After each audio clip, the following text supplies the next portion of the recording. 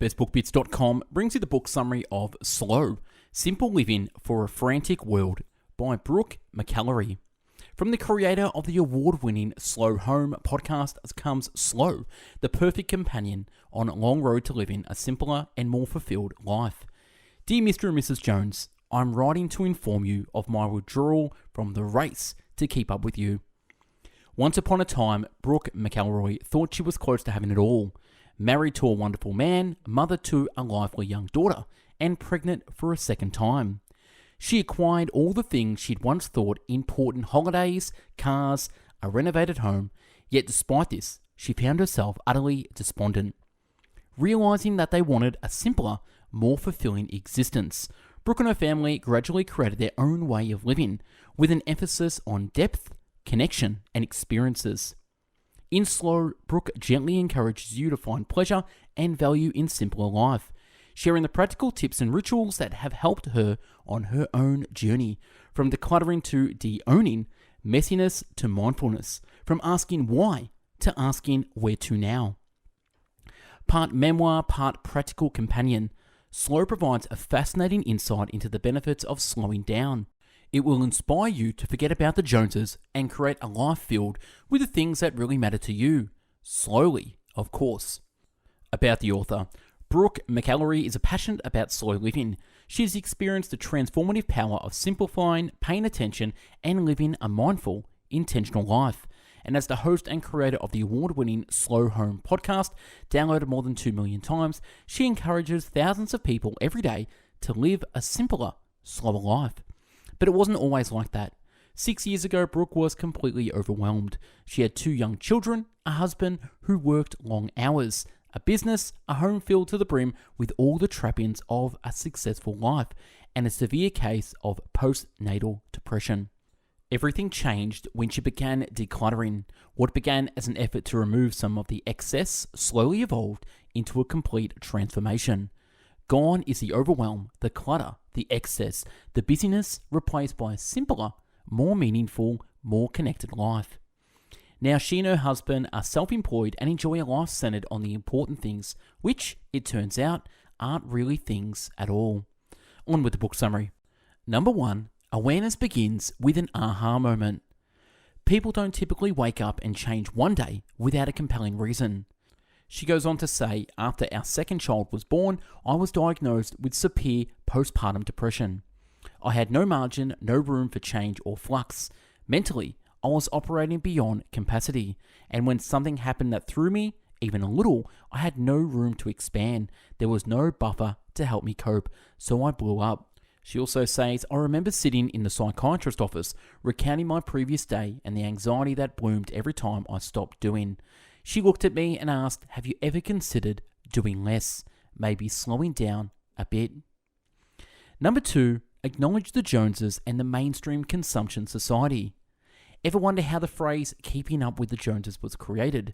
Brooke's book actually begins with a resignation letter to the Joneses. Please accept this letter as my official notice, effective immediately. She also addresses lifestyle inflation. Life was abundant with all the good stuff we'd spent so much time chasing, and I was utterly despondent. Yes, life was abundant with things. Rather than question our priorities or try to work out why we were so unhappy, we got busier. Our society and economy are built upon a strong foundation of consumption and a firm expectation that we will contribute, so much so that choosing to live with less stuff is viewed as countercultural. Take your purchasing power back from marketers and choose a product that will prove a good investment of time, money, and resources. We live in a time when we can make a difference and support brands that are being proactive on issues we care about. Whatever issues are most important to you, make a choice to support those doing good in the world and acknowledge that you also have the ability to contribute to causes that are important to you simply by purchasing with intent. Care more about community and sharing resources. Care more about quality. Care more about the things you already own and use. Care more about the people making your stuff. Care more about the planet. If you do need to buy things, buy once and buy well. Look for the best quality you can afford.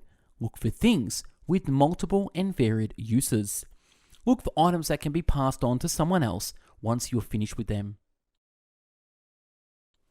Number 3, ask yourself a lot of questions. My questioning started with big questions that led to an existential crisis, but not all questions have to be big questions. Whenever I have the opportunity to talk face to face with people about creating a slower life of less, the response is almost always the same. Their shoulders slump as they sigh and say, "Oh, that's what I need." Usually that's followed up with a question, but how? This book is an introduction to why a slower life is a more contented one, as well as a practical guide to how to achieve it. As I move through the gradual and messy process of slowing down, the question I was asking myself was the same one so many people have asked me over the years. Life is already too busy. How am I supposed to find time for slowing down if I'm already struggling to do all the things required of me every day? Isn't slow down just another item on my to-do list, another way to make me feel guilty for not doing enough? The far more common question is, how do I start? And when it comes from the people who are simply overwhelmed at the thought of beginning, they're tired, stressed, overcommitted, and struggling to find any peace or simplicity in their day-to-day existence. They want to learn how, but they just can't find an easy entry point. It all looks too big or time-consuming. Number 4, you must create your own purpose or your why. Creating purpose is one of the biggest themes of this book. If you don't have a why, the hows will never stick. I didn't know what I thought, and I didn't know what I stood for, and without those two things, it proved really difficult to make changes in my life and make them stick. I needed to find my why, but I didn't know how. There was an enormous distinction between the things I valued most and my everyday actions. Even back then, in my haze of depression, anxiety, and numbness, I knew what the most important things to me were, but I didn't live as though I did. Write your eulogy in 3 sentences, it instructed me. By placing these priorities at the forefront of my mind, I have slowly created a life aligned with values that are most important to me and my family, a life aligned with my why. What I discovered is that the why needed to come first, while the how followed behind. The words are my compass, helping me navigate difficult decisions and awkward conversations, and have given me the confidence to explain why I've made a particular choice. Having and knowing my why helps me decide what actions to take, which issues are worthy of my time and concern, and which are not. Understanding my why has helped and will continue to help steer me and my family through the inevitable challenges and obstacles that life provides, and creates a life much more closely aligned with our why than if we simply left it up to chance. Our why is the antidote to overload. It's a call back to the important things and a reminder that we don't need to carry the weight of everything, only those things that are important to us.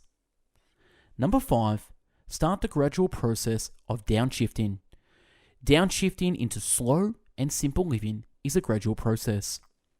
Gradually, we realized we didn't want to be the Joneses. In fact, we didn't even like them very much, so we opted out.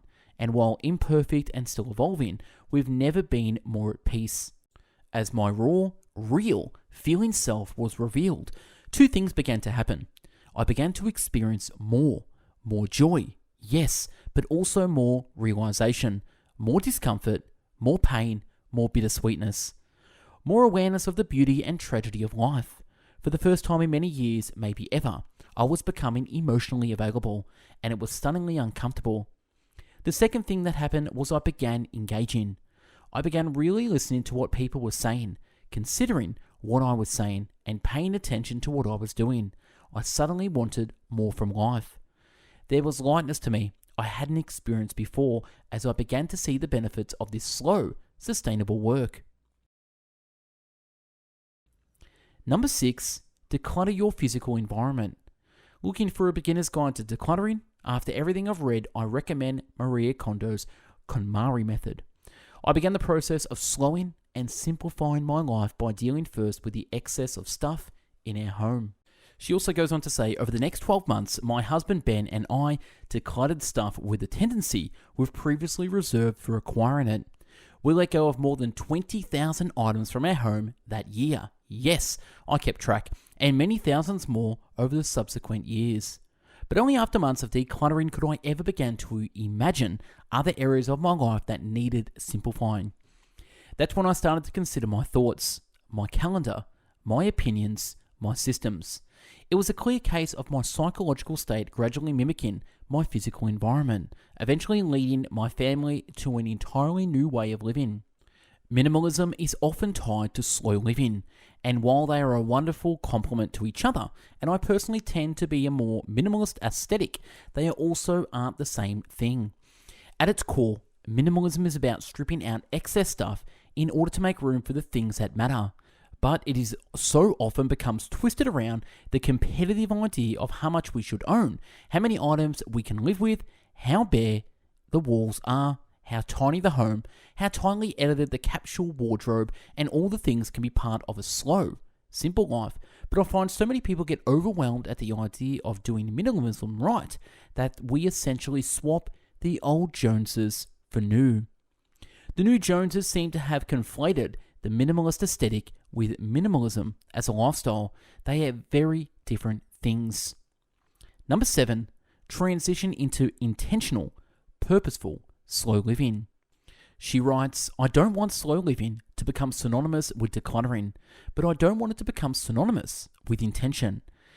And if you can work through the process of decluttering with intention, then you can feel confident that a slower, simpler home waits on the other side. Author and slow living advocate Erin Lochner told her that to her, slow living is a duality of caring more and caring less. That is, working out what's worth caring more about and letting go of the things that aren't. Slow living is a curious mix of being prepared and being prepared to let go, caring more and caring less, saying yes and saying no, being present and walking away, doing the important things and forgetting those that aren't, grounded and free, heavy and light, organized and flexible, complex and simple. Remember, the reason you're slowing down and simplifying is to make life better. So don't add a whole heap of stress to the equation unnecessarily. A significant part of slow living is learning to think intentionally and purposefully, and a little planning and forethought can go a long way. Slow living is about quality time and making things count. The lightness I feel when I acknowledge the right here, right now is enough, is a letting go. It is a contentment born of gratitude. Slow living is about intention, spending more time on things that are important and less on things that aren't. Getting organized enough is a way to do more of the important and less of the unimportant. A big practical part of slow living is building an awareness and learning how to combat the feeling of being overwhelmed before it takes over. Awareness and action, noticing and evolving, paying attention and making it count for something. Number 8, pay attention and practice mindfulness moments. I've uncovered one of life's secrets and I've witnessed a miracle, all because I paid attention.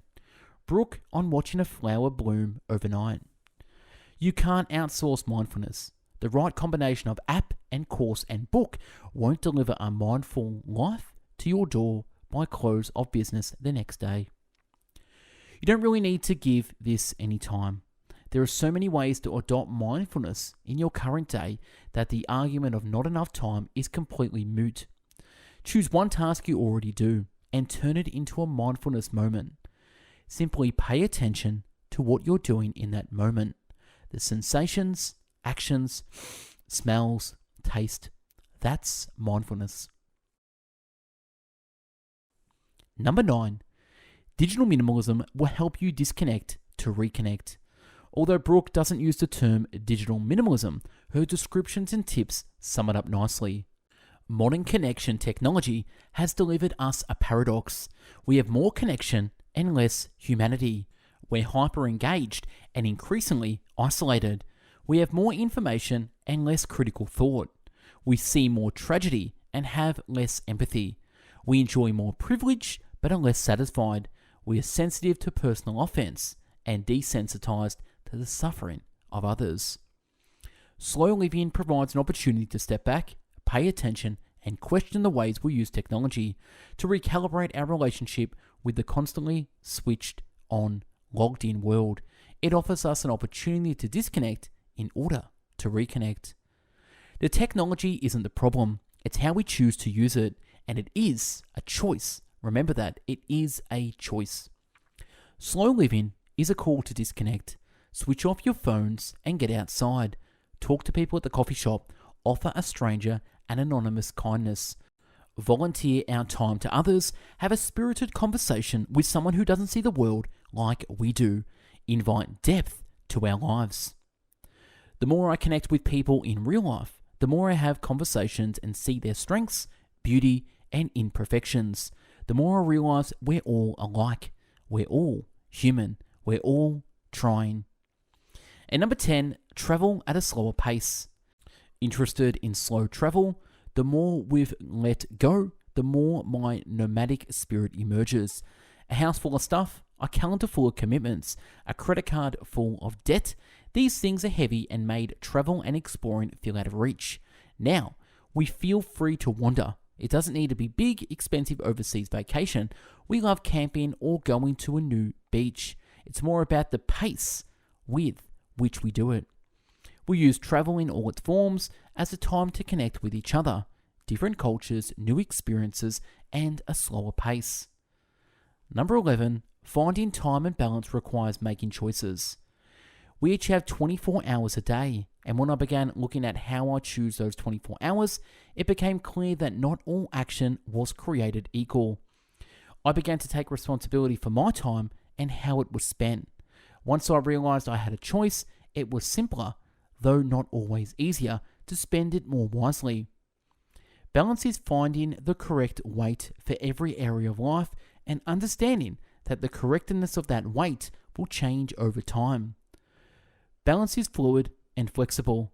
Balance is alive and aware. Balance is intention. Tilting is the opposite of constant balance. It's willingly pouring my attention into an area that needs it, or the area I need, and acknowledging that it will be tilting away from other parts of life into meditation, into creativity, into play, into noticing, into people, into a good book, away from doing, planning, list making, screens, and comparisons. And number 12, take action and stay on the journey. Every tiny step matters. Every time you make a seemingly insignificant shift towards your why, every item you let go of, every deep breath, every kindness, every positive choice adds up to the creation of a life centered on what's important to you.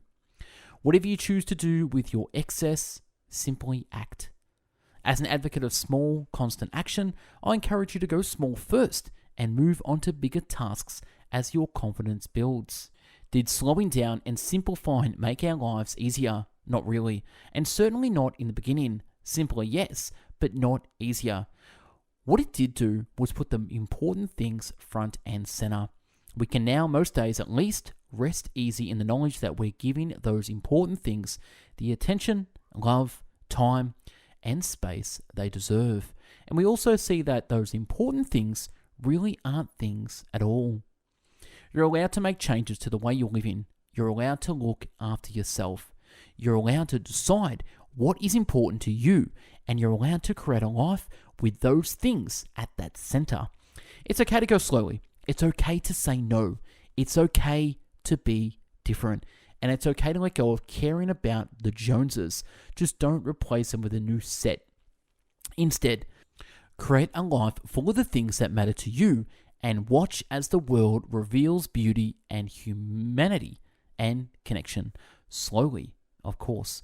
And that's wrap up the book summary of Slow. Now, if you like this book summary and want to get a free copy of the PDF summary, click the link below and download this now. We are on our way to doing 1,000 book summaries in video, written, and audio format. So subscribe to the YouTube channel, check our website out, bestbookbits.com, and follow us on Spotify, Google Podcast, Apple Podcast, or wherever you get your podcast. You can socially connect with me on Instagram, Facebook, and LinkedIn. And if you want me to do a book summary, either shoot me an email, say hi on Instagram, or comment below. Thanks for watching and listening. Have yourself an amazing day. And remember, to live your life slow. Take care. Bye bye now.